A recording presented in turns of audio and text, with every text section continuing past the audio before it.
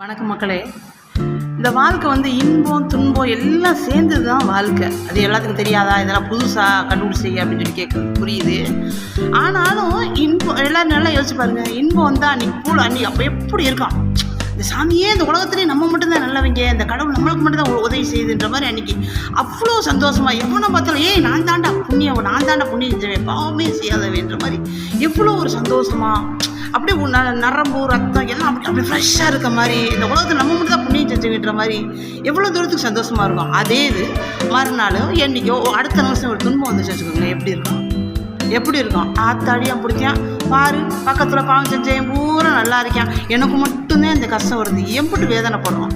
ஏங்க நம்மளால் அந்த சந்தோஷத்தை ஏற்றுக்கிற அளவுக்கு ஏங்க இந்த துன்பம் வந்தால் மட்டும் ஏற்றுக்க முடியல?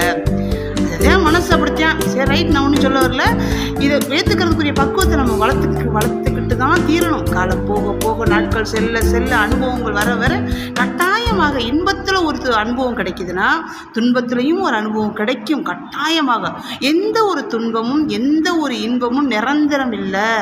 இன்னைக்கு வரக்கூடிய இந்த இன்பம்னாலும் சரி துன்பம்னாலும் சரி நிரந்தரமே கிடையாது.